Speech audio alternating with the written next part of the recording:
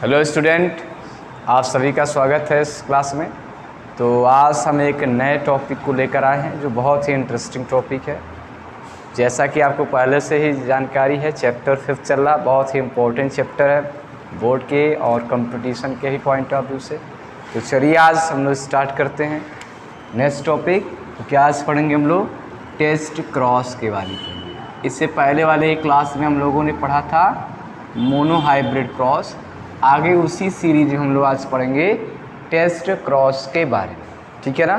तो चलिए फाइनली जानते हैं पहले कि टेस्ट क्रॉस क्या है और इस तरह के क्रॉस को किस कंडीशन में कराया जाता है, और फिर क्रॉस को बना के समझेंगे। तो लिखते हैं व्हेन डोमिनेंट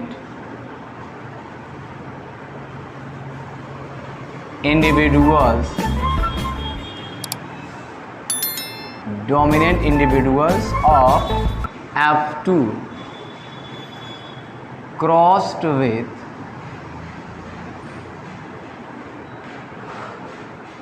recessive individuals.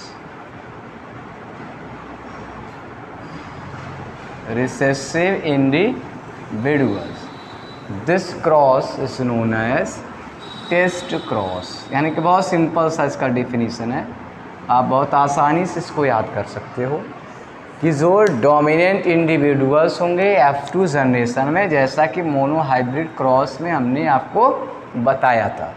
तो डोमिनेंट जो इंडिविजुअल्स होंगे F2 जनरेशन को, उसको किससे क्रॉस कराते हैं? रिसेसिव मेंबर से। तो ये जो क्रॉसिंग पैटर्न है इसको हम कहते हैं टेस्ट क्रॉस।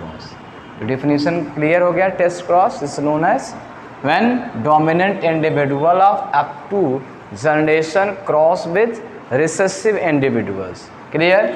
नेक्स्ट वन, अब बात आती है इस तरह के क्रॉस को किस सिचुएशन में कराया जाता है। नेक्स्ट लिखेंगे टेस्ट क्रॉस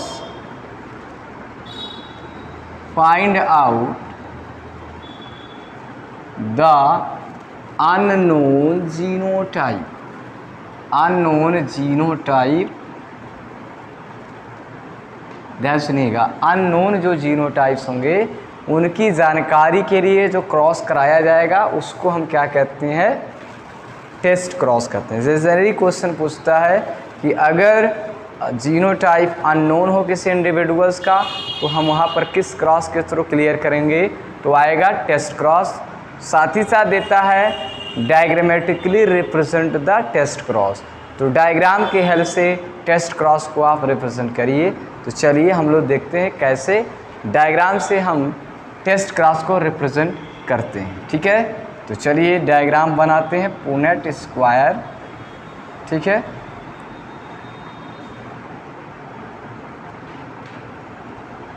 एक मेंबर ये क्रॉस इधर ले लेते हैं, ये इस साइड ले लेते हैं, इस तरह, ठीक है ना। चलो अब ध्यान देते हैं, हमने क्या बताया कि रिसेसिव मेंबर होंगे। तो यहाँ लिखेंगे होमोजाइगस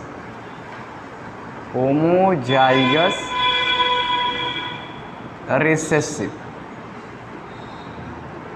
यहाँ भी ऊपर लिखेंगे होमोजाइगस रिसेसिव, ठीक है। क्या हो गया? Homozygous recessive. और फ्लावर का कलर यहाँ पर दिया गया, तो होमोजाइगस रिसेसिव को किससे रिप्रेजेंट करेंगे? उसके लिए होगा स्मॉल w से। यहाँ पर भी क्या होगा? स्मॉल w लिखेंगे। ये हो गया ना होमोजाइगस रिसेसिव। इसका मतलब है फ्लावर वाइट कलर, फ्लावर का जो कलर होगा वो वाइट हो तो उसको होमोजाइगस रिसेसिव माना गया। अगर फ्लावर का कलर क्या है? पिंक है, ध्यान सुनिएगा, अगर ये फ्लावर का जो कलर है वो क्या है? वायलेट होगा। ये अगर ये फ्लावर क्या हो? वायलेट हो। इसके दो कंडीशन हो सकते हैं। ये क्या है? ये फ्लावर है जिसका कलर वायलेट है, ये फ्लावर ऐसा बना इसकी कलर वाइट है। तो वाइट और क्या हो गया?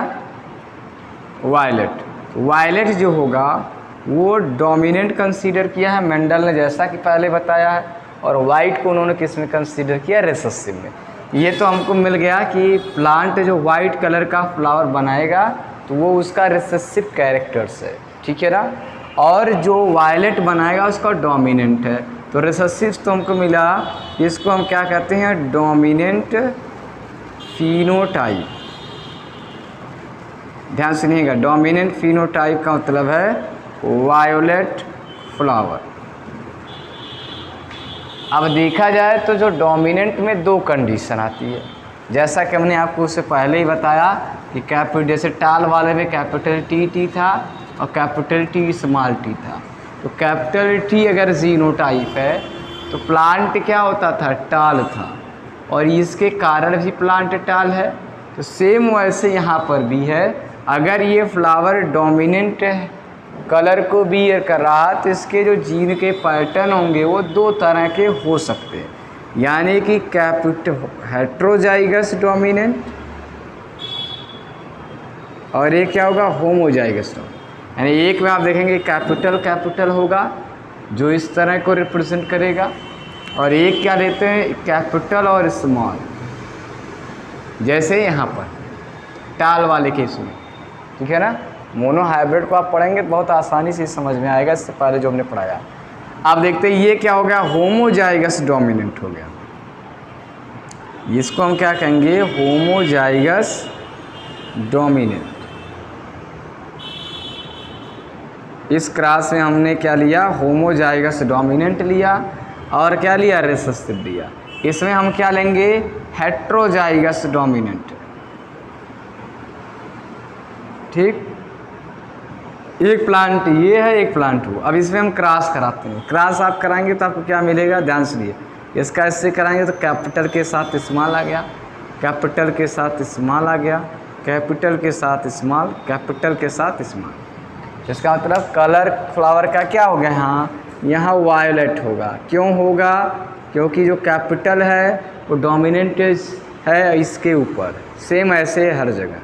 तो इसमें आप देखेंगे इस वाले क्रॉस में all plants bear violet flower, मतलब इस कंडीशन में कोई भी ऐसा फ्लावर नहीं होगा जिसमें कलर वायलेट के अलावा कोई दिखे। इन द सेंस सिंपल आ गए कि अगर डोमिनेंट फिनोटाइप है और उसमें जीन का पैटर्न होमोजाइगस डोमिनेंट है, तो जो जनरेशन में प्लांट बनेंगे उस सब के सब वायलेट कलर के ही बनेंगे, यानी वायलेट कलर के फ्लावर को बियर करेंगे।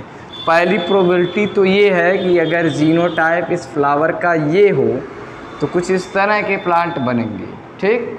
यानी कि अगर नेक्स्ट जनरेशन में क्रॉस कराने के बाद सारे प्लांट क्या बियर करते हैं, वायलेट फ्लावर। इसका मतलब है कि जो ये डोमिनेंट इंडिविजुअल्स है इसका जीनोटाइप क्या होगा, होमोजाइगस डोमिनेंट होगा। दूसरा केस क्या है, इस पे देखते हैं, इसको इससे मिलाया गया तो कैपिटल स्मॉल, फिर स्मॉल स्मॉल। इस कंडीशन में दूसरे सिचुएशन में क्या हो सकता है, तो ये आप देखेंगे वायलेट हो गया, ये भी वायलेट है, ये क्या वाइट है, ये भी वाइट है। दूसरे कंडीशन में देखेंगे 50% एसेंस हाफ क्या होंगे, वायलेट फ्लावर, एंड 50% इनकी हाफ क्या होंगे, वाइट फ्लावर। यानी कि अगर हम, ध्यान सुनिएगा डिफिनीशन, अगर हम क्या करते हैं, रिसेसिव इंडिविजुअल्स को क्रॉस कराते हैं जो डोमिनेंट इंडिविजुअल्स है F2 जनरेशन के, क्रॉस कराने के बाद अगर ये कंडीशन मिलती है तो इस डोमिनेंट इंडिविजुअल्स का जो जीनोटाइप हमको जानकारी में लाना है, जिसके बारे में जानकारी लेना है, वो क्या होगा, उसका जीनोटाइप ये होगा। अब अगर सेम सीक्वेंस में अगर इसकी हम बात करें, यानी कि जब डोमिनेंट को रिसेसिव से क्रॉस कराया जाए, ध्यान सुनिए, और सारे प्लांट वायलेट फ्लावर बियर करें तो मीन्स उस डोमिनेंट इंडिविजुअल्स का जो जीनोटाइप होगा वो WW होगा कैपिटल लेटर में, मीन्स होमोजाइगस डोमिनेंट है। तो इस मेथड से जनरली हम ये ट्रेस कर सकते हैं, फाइंड कर सकते हैं कि जो F2 जनरेशन का डोमिनेंट इंडिविजुअल्स है उसका जीनोटाइप क्या होगा। तो कैसे आप निकालेंगे, सिंपली आपको क्रॉस करा देना, डोमिनेंट फिनोटाइप को रिसेसिव से क्रॉस कराया गया। अगर क्रॉस कराते समय सारे प्लांट्स वायलेट फ्लावर बियर करते हैं तो मतलब इसका डोमिनेंट फिनोटाइप क्या होगा, होमोजाइगस डोमिनेंट कैपिटल WW। और अगर 50-50% में आते हैं तो हेट्रोजाइगस। तो बात समझ में आ गई आपको। चलिए अब हम लोग चलते हैं, समझ में आ गया होगा ये, इसको बना लीजिए।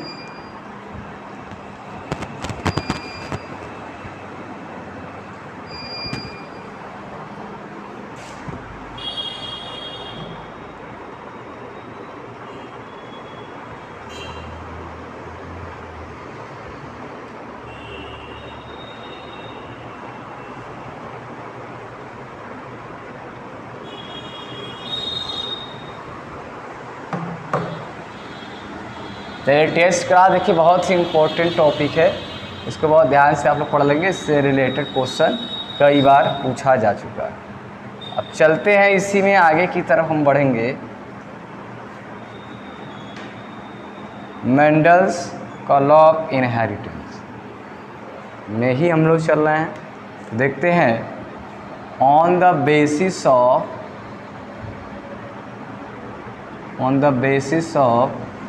monohybrid cross, on the basis of monohybrid cross, Mendel proposed the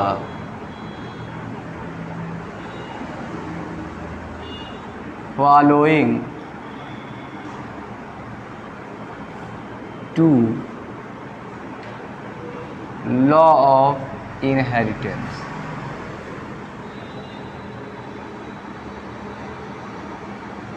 देखिए मेंडल ने क्या किया, मोनोहाइब्रिड क्रॉस के ऑब्जर्वेशन के आधार पे दो सेट ऑफ जनरलाइजेशन या अपने लॉ को पब्लिश किया, जिससे पहला आता है लॉ ऑफ डोमिनेंस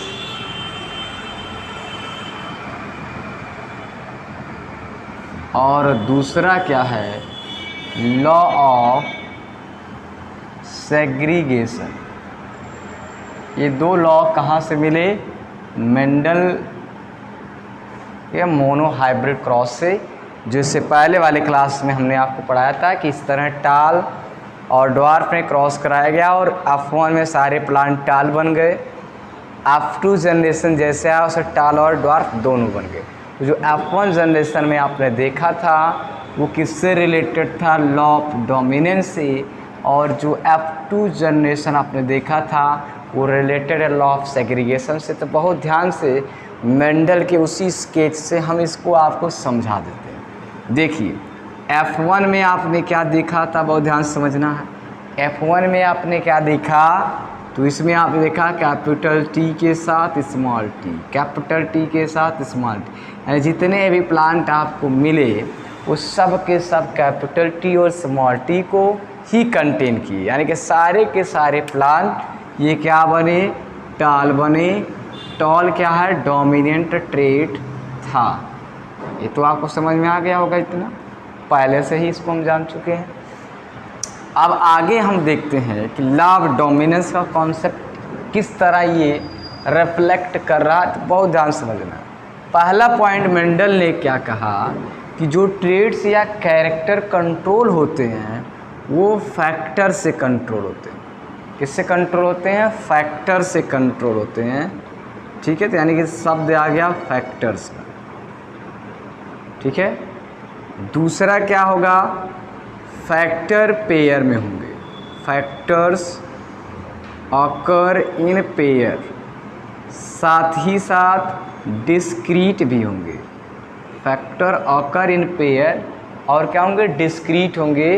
किसके अनुसार, मेंडल के अनुसार। क्यों ऐसा है, क्योंकि उन्होंने बताया कि जो टाल प्लांट F1 जनरेशन में बना वो पेरेंट जो इसके थे उनसे पूरी तरह से मिल रहे थे। इससे पहले क्या था, ड्वार्फ और टाल के बीच में क्रॉस कराया गया। तो जो F1 के जो मेंबर हैं ये पूरी तरह से पेरेंट से मिलते हैं। तो इसका मतलब कि इससे यहाँ पर कुछ चीज़ें पास हुई जिसको उन्होंने फैक्टर कहा। और उन्होंने ये भी बताया कि फैक्टर क्या होते हैं, पेयर्स में होते हैं, साथ ही साथ डिस्क्रीट होते हैं। मीन्स बिना बदले, बिना मिक्स हुए वह एक से दूसरे जनरेशन में एज इट इज़ जाते हैं। और इन्होंने इसी में क्या देखा, इन्होंने देखा कि when dissimilar factors present together, ध्यान सुनिएगा, अभी उसमें हम उसको समझाएंगे। उन्होंने कहा कि जब दो डिसिमिलर फैक्टर साथ साथ प्रेजेंट हो, वन फैक्टर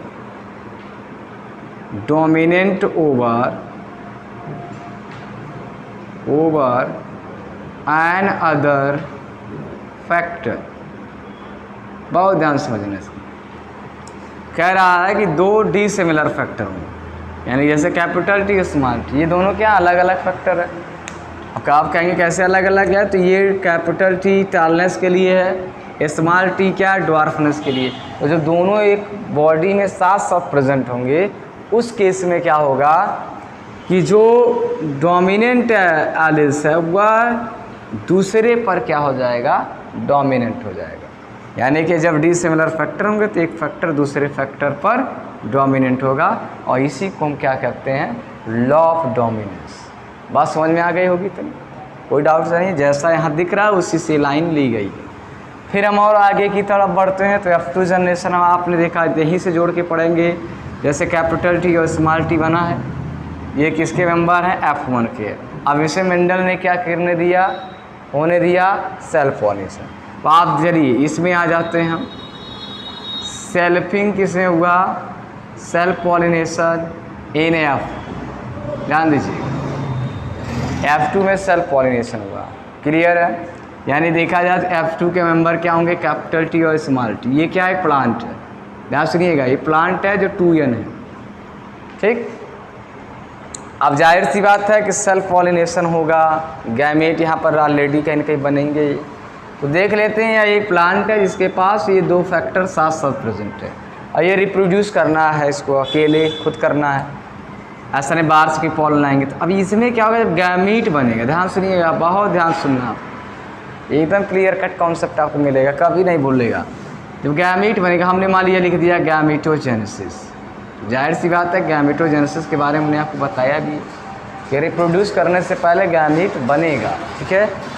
जब गैमीट बनेगा तो एक गैमेट में कैपिटल टी आ गया और एक में स्मॉल टी आ गया। यहाँ पर आपको मिला क्या, इसको अब हम कह दिए कि ये बन गया गैमीट। और गैमीट की संख्या कितनी है, 2 है। दोनों क्या है, अलग अलग तरह। बहुत देखिए स्मूथली हम बता रहे हैं, बहुत ध्यान सुनना। सेल्फिंग हो रहा है F2 जनरेशन में, यहाँ पर प्लांट में गैमेट बनेंगे तो कुछ गैमेट में कैपिटल टी जाएगा, कुछ में स्मॉल टी जाएगा, ठीक है ना। अब ये ध्यान देना है कि F1 का तो यही मेंबर था, ये जो आपको मिला है ये F1 का मेंबर है।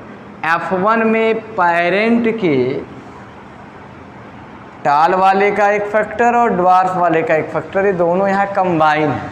अब ये दोनों क्या होते हैं, सेग्रीगेट होते हैं, कब, अलग कब हो रहे हैं, गैमीट फॉर्मेशन के टाइम, और फिर से ये रीअरेंज हो करके क्या बनाएंगे, F2 जनरेशन बनाएंगे। और जिसमें आपने देखा था 3 और 1 का रेशियो मिला था ना, 3-1 का रेशियो। तो चलिए इसको आगे फिर हम कंटिन्यू करते हैं। यहाँ पर क्या लिखा, गैमीट फॉर्मेशन, ठीक। ड्यूरिंग दिस टाइम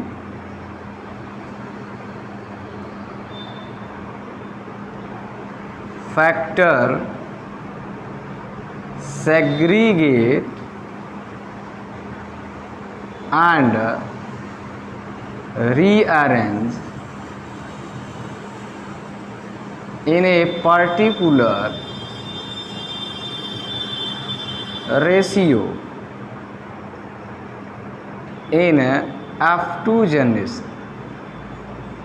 तो देखो रेशियो क्या मिला, वो रेशियो क्या था, वह रेशियो 3 और 1 का मिला था। 3 प्लांट टाल आए, 1 प्लांट क्या था, ड्वार्फ आ गया।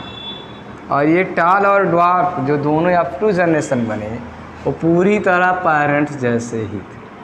यानी कि सिंपल सा यहाँ क्लियर हो रहा है कि जो फैक्टर F1 जनरेशन के मेंबर में अरेंज थे, कंबाइंड थे, वो दोनों गैमेट फॉर्मेशन के टाइम उनका सेग्रीगेट हो जाना, सेग्रीगेट होने के बाद बिना ब्लेंड हुए, बिना मिक्स हुए, बिना चेंज हुए एक कॉम्बिनेशन के फॉर्म में F2 जनरेशन में दिखाई देना या एक रेशियो के फॉर्म में दिखाई देना ही कहलाता law of segregation.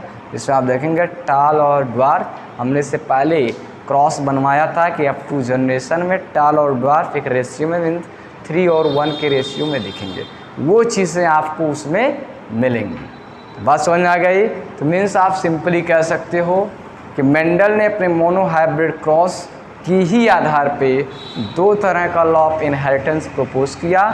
First related to dominance in the sense law of dominance and next one segregation in the sense law of segregation. तो सेग्रीगेशन किसका हो रहा है, जो फैक्टर कंबाइन थे capital T and small t, यही gamete formation के time segregate होंगे बिना किसी बदलाव के, अगले जनरेशन में अपीयर होंगे या दिखेंगे।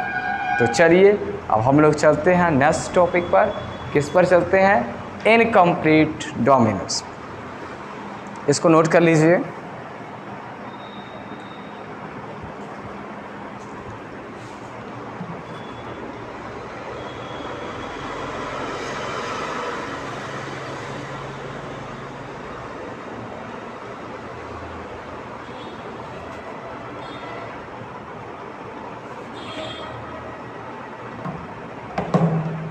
चलिए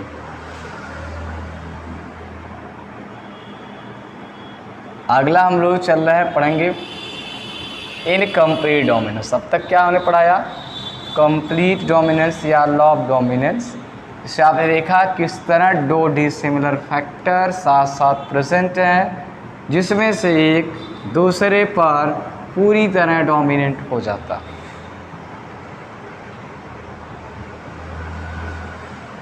ठीक है, चलिए आगे आते हैं। इसी में पढ़ते हैं इनकम्प्लीट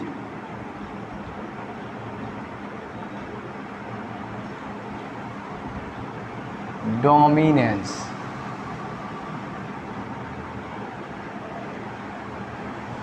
ध्यान देना, टर्म से ही हम समझ जाएंगे इसको बहुत आसानी से।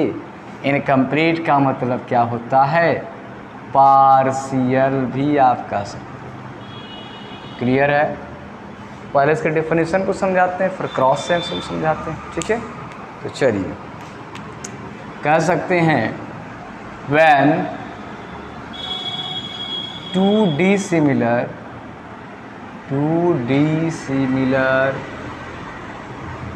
Factor present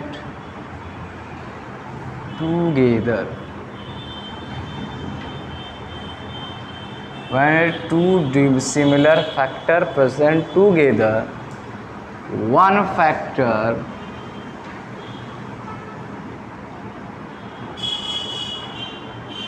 partially dominant over another factor।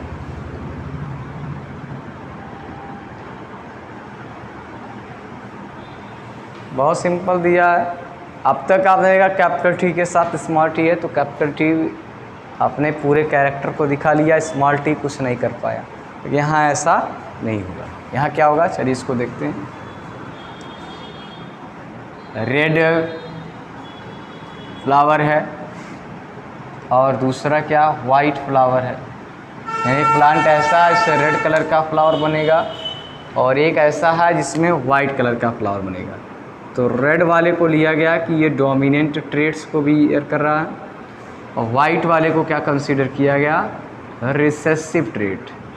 ठीक, डोमिनेंट हो गया, रिसेसिव मान लिया गया।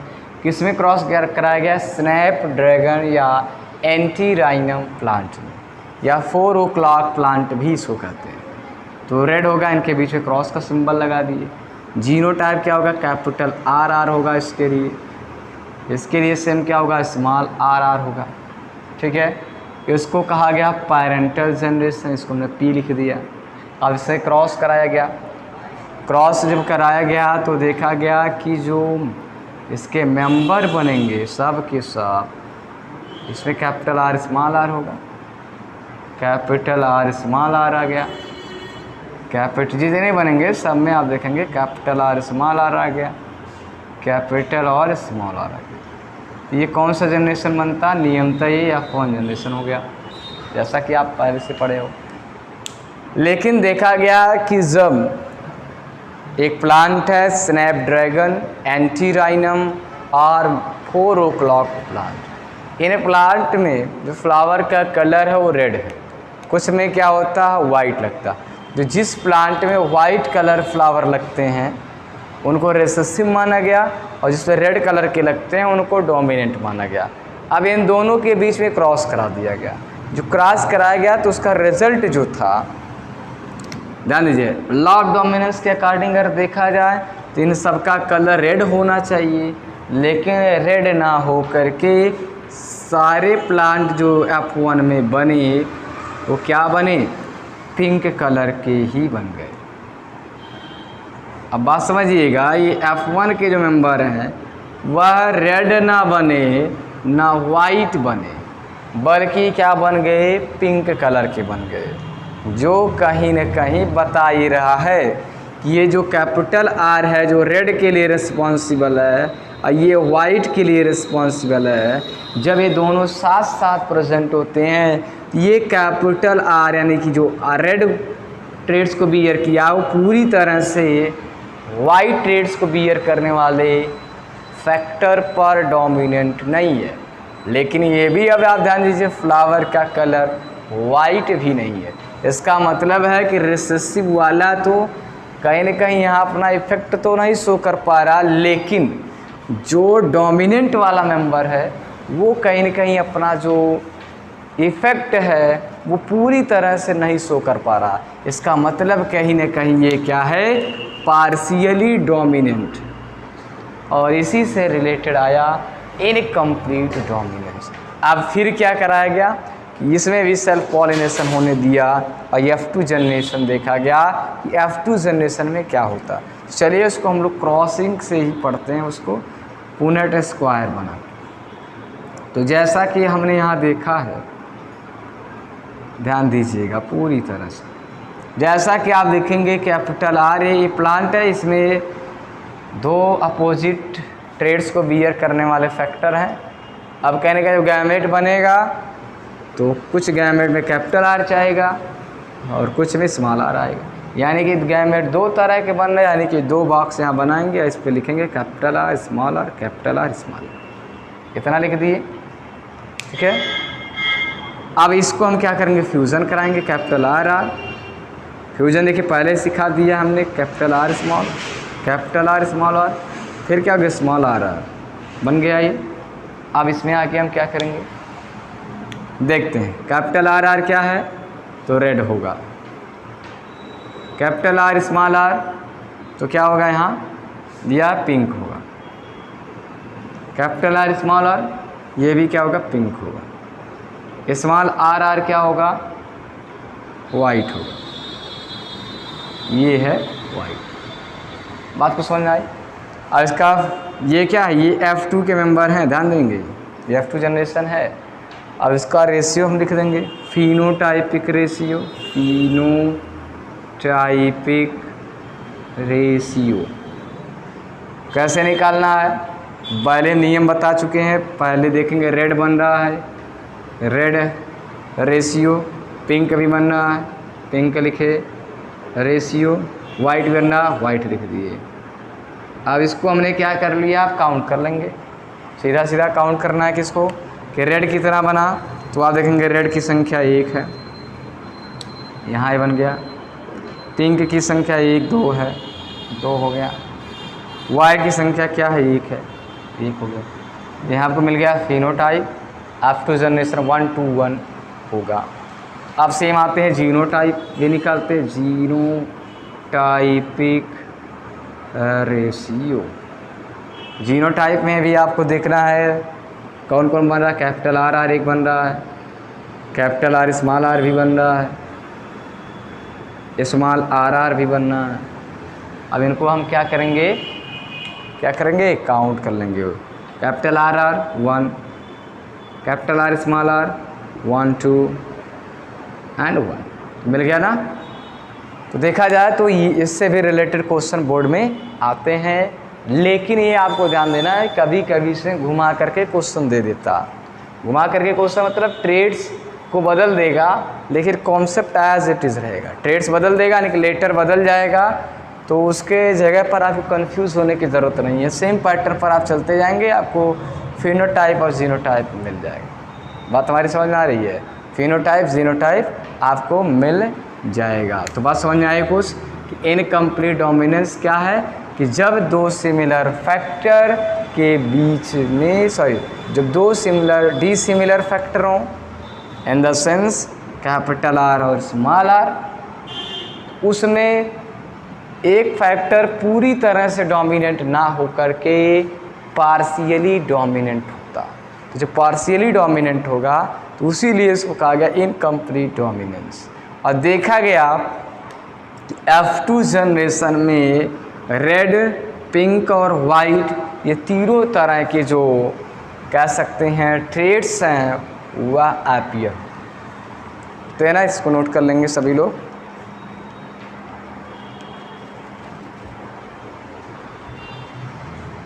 इतनी चीज़ें हो गई होंगी सबकी।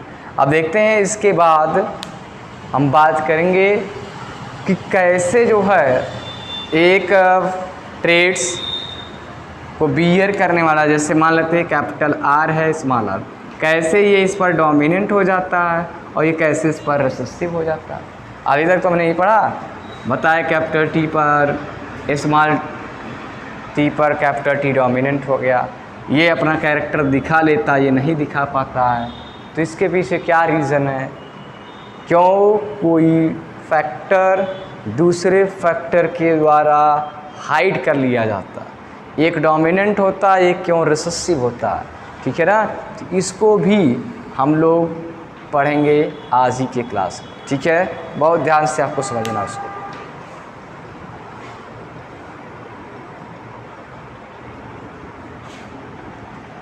क्योंकि जैसा कि अभी हमने बताया है कि एक दूसरे पर डोमिनेंट है, उसको इसी के साथ आप आसानी से समझ सकते हैं।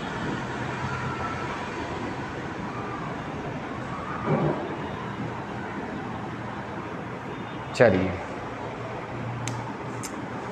इसके जस्ट नीचे आप जाएंगे तो आपको मिलेगा पैराग्राफ एक्सप्लेनेशन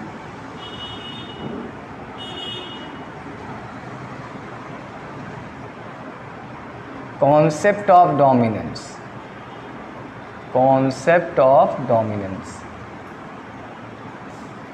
मीन्स क्यों एक फैक्टर डोमिनेंट होता है और दूसरा उसी में रिसेसिव होता है। जैसा भी हमने बताया कि अगर ये कैपिटल टी को ही हम लेते हैं तो कैपिटल टी और स्मॉल टी दोनों साथ साथ हैं, तो ये क्यों डोमिनेंट हो गया और ये क्यों रिसेसिव हो गया। इसको हमने क्या कहा, ये डोमिनेंट है, इसको हमने क्या कहा, रिसेसिव।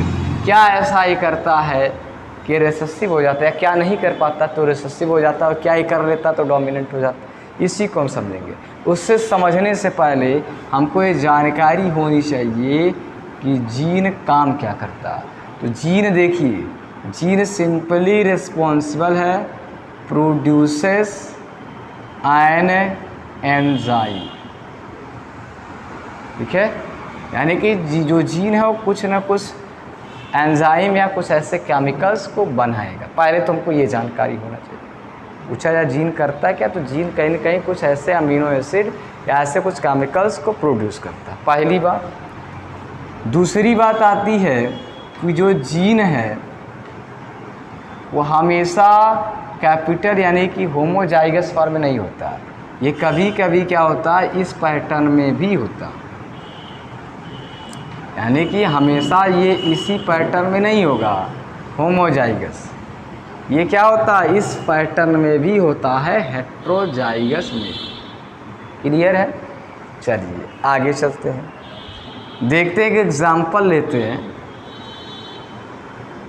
ठीक, एक जीन है, बनाता क्या है, प्रोड्यूसेस एन एंजाइम। ठीक, एक जीन है वो अपना एंजाइम बना रहा, सिंपली समझिए। अब इस जीन के एलील्स मिल गए, ध्यान सुनिएगा। हमने एलील्स बताया था कि एक जीन के जो अल्टरनेट फॉर्म होंगे उसको एलील्स कहेंगे। अब हमारे कैपिटल टी का एग्जांपल लेके समझ लें। एलील्स हो गया तो ये कैपिटल टी हम कह दिए, एक को स्मॉल टी कह दिए। ये जो है ये नॉर्मल है, ठीक, इसको हमने नॉर्मल फैक्टर कहा और इसको हमने क्या कहा, मॉडिफाइड कहा। मॉडिफाइड का मतलब होता है जिसमें म्यूटेशन या बदलाव या चेंजेस हो चुके हैं, यानी कि दोनों इसका एक सिंगल जीन था कैपिटल टी जिसको हमने माना, इस जीन के दो वेरिएंट मिल गए। वेरिएंट का मतलब बेसिक क्या है, एक क्या है कैपिटल टी को हम नॉर्मल कहेंगे और दूसरा क्या मॉडिफाइड इसको कहेंगे। जो स्मॉल टी है उसको हम क्या कहेंगे, मॉडिफाइड हो गया। यानी ये जो नॉर्मल जीन होगा ये नॉर्मल एंजाइम बनाया, नॉर्मल एंजाइम प्रोड्यूसेस। ठीक, जो ये नॉर्मल एंजाइम बनाएगा तो इससे होगा क्या, सबस्ट्रेट चेंज इनटू प्रोडक्ट। ठीक, और जब सबस्ट्रेट प्रोडक्ट में चेंज होगा तो रिजल्ट क्या इसका होगा, एक्सप्रेस देयर फिनोटाइप। यानी कि जब सबस्ट्रेट प्रोडक्ट में बदल जाएगा तो कहीं ना कहीं एक्सप्रेस हो जाएगा, सीधा सीधा। किसी एंजाइम का काम ही होता है सबस्ट्रेट को प्रोडक्ट में बदलना। ये जो जीन एक था इसके दो पैटर्न मिले, क्यों मिले, क्योंकि एक में बदलाव हो गया। पहले ही बताया गया कि पेयर में होंगे, अगर ये दोनों एक जैसे हों इसका मतलब ये भी वही काम करेगा ये भी वही काम करेगा, लेकिन हमेशा ऐसा नहीं होता। देखा गया कि कभी क्या होता दूसरा वाला बदल जाता, यानी कि कैपिटल टी एक होता है एक स्मॉल टी, यानी ये अलग कैरेक्टर शो करेगा ये अलग कैरेक्टरिस्टिक्स को शो करेगा। तो जो ये स्मॉल टी हमने यहाँ लिया ये मॉडिफाइड हो चुका, यानी इसमें चेंजेस हो चुके हैं, यानी इसमें क्या हुआ, म्यूटेशन हो चुका। आगे हम म्यूटेशन के बारे में डिटेल में पढ़ेंगे, ध्यान सुनिएगा। पहला नॉर्मल ही है तो नॉर्मल एंजाइम बनाएगा, एंजाइम सबस्ट्रेट को प्रोडक्ट में बनेगा, ये अपना कैरेक्टर शो कर लेगा। यानी कि आपको समझ में आ गया कि अगर कैपिटल टी के साथ स्मॉल टी है तो क्यों कैपिटल टी वाला ही अपने कैरेक्टर को दिखाता है। बात समझ में आई ना आपको? उसके पीछे ये रीज़न है कि ये अगर कोई एंजाइम बना रहा है तो बनाएगा, सबस्ट्रेट को प्रोडक्ट में बदल देगा, अपने आप को शो कर देगा। लेकिन इनके साथ क्या है, ये क्यों आखिर नहीं शो कर पा रहे हैं, क्या इनके साथ हो जा रहा है ऐसा, उसको देख लेते हैं। तो ध्यान देंगे, जो मॉडिफाइड हो गया ये बदल चुका है, ये भी पहले ऐसे ही था, कैपिटल ही था, यानी पहले ये भी जो ये काम कर रहा था वही ये भी कर रहा था, लेकिन नेचर में चेंजेस होते रहते हैं और चेंजेस का रिजल्ट क्या हुआ, ये बदल गया। अब इसीलिए देखिए स्मॉल यहाँ लिख दिया गया, मतलब ये कहीं ना कहीं इससे अलग है, यानी कि मॉडिफाइड है। मॉडिफाइड क्यों है, क्योंकि उसमें चेंज हो चुका। अब इसके साथ कुछ कंडीशन होंगी। पहली कंडीशन है प्रोड्यूसेस नॉर्मल एंजाइम। पहला क्या है कि नॉर्मल एंजाइम बनाए, ये भी हो सकता है बदलने के बाद भी इसकी जो प्रॉपर्टी थी काम करने की वो नहीं बदली। ठीक है, दूसरा क्या होगा एंजाइम बनाए लेकिन लेस इफिशियंट हो, ठीक है, और नॉन फंक्शनल हो। तो ये जो एंजाइम बनाए वो बहुत ही कम इफिशियंट हो या ना किसी काम के लायक, ठीक है। तीसरा ये भी हो सकता है कि ये एंजाइम बनाए ही ना, नो एंजाइम प्रोड्यूस। ध्यान आप सुनिए, बात आई कि जो जिस फैक्टर में यानी कि जो पेयर थे उसमें एक जो था उससे बदलाव हो चुका है, तो बदलने का इफ़ेक्ट ये हो सकता है कि वो या तो एंजाइम बनाता ही रहे, या तो एंजाइम बनाए और बहुत ही कम वो काम करे या काम ही न करे। तीसरा हो सकता है कि बदलाव इस तरह हो गया कि कोई एंजाइम ही ना बनाए। तो होगा क्या उसका रिजल्ट? अगर देखा जाए ये नॉर्मल एंजाइम बनाए, ध्यान सुनिएगा, अगर ये भी एंजाइम बनाए ये भी बना रहा है, यानी अगर कैपिटल टी और स्मॉल टी हैं ये दोनों अपना एंजाइम बनाते हैं, इसका मतलब दोनों अपने कैरेक्टर को जनरेशन में शो कर लेंगे। पहली कंडीशन। अगर ये जो है लेस इफिशिएंट या बिना काम का एंजाइम बनाता है या एंजाइम नहीं बनाता, तो जाहिर सी बात है जैसे ये सबस्ट्रेट को प्रोडक्ट में बदल रहा है तो इनका जब एंजाइम क्या होगा, बहुत ही कम एफिशिएंट होगा और किसी काम का भी नहीं होगा, और या ये एंजाइम बनाएंगे तो इन कंडीशन में क्या होगा, इनका सबस्ट्रेट को ये प्रोडक्ट में नहीं बदल पाएंगे, और जाहिर सी बात है सबस्ट्रेट प्रोडक्ट में बदलेगा नहीं तो कहीं न कहीं फिनोटाइप एक एक्सप्रेशन होगा नहीं, और ये जो मॉडिफाइड एलील्स होंगे वह अपने कैरेक्टर को शो नहीं कर पाएंगे जब ये दूसरे के साथ प्रेजेंट होंगे। ये कब कर पाएंगे? जब अपना एंजाइम बनाए, सबस्ट्रेट को प्रोडक्ट में चेंज करें। तो हमारे ख्याल से आपको थोड़ा सा दिक्कत आएगा इसी को समझने में। एक बार आप बुक पढ़िएगा, इसके बाद बहुत आराम से आपको समझ में आएगा। इसलिए हमने आपको सिंपली कैपिटल टी और स्मॉल टी का एग्जांपल लेकर के ही बताया कि क्यों, क्या रीज़न है कि जब डिसिमिलर फैक्टर रहता है एक डोमिनेंट होता है दूसरा रिसेसिव हो जाता है, उसके पीछे यही कारण है जिसको हमने आपको टी और स्मॉल टी और कैपिटल टी का एग्जांपल लेके बताया कि एक जो जीन होता है उसका काम ही है एंजाइम या अमीनो एसिड बनाना। अगर कोई एलिस मॉडिफाइड हो गया यानी कि एक नॉर्मल एलिस है तो नॉर्मल एंजाइम बनाएगा, यानी कि नॉर्मल फंक्शन करेगा, अपना कैरेक्टर शो करेगा। दूसरा उसके साथ जो पेयर में है वो क्या हो गया, वो मॉडिफाइड हो गया, उसमें म्यूटेशन हो चुके हैं यानी उसे चेंज हो चुके हैं। तो चेंज का रिजल्ट क्या होगा, या तो वो एंजाइम नहीं बनाएगा, या तो एंजाइम बहुत इफ़िशिएंट काम नहीं करेगा, या तो एंजाइम नॉर्मल होगा। तो तीनों कंडीशन में अलग अलग इफ़ेक्ट होंगे, ठीक है, जैसा कि हमने आपको बताया। इसको आप पढ़िएगा, इसके बाद हम लोग इसके जो आगे के टॉपिक होंगे उसको नेक्स्ट क्लास में पढ़ेंगे। तो फिलहाल आज के लिए इतना ही, धन्यवाद।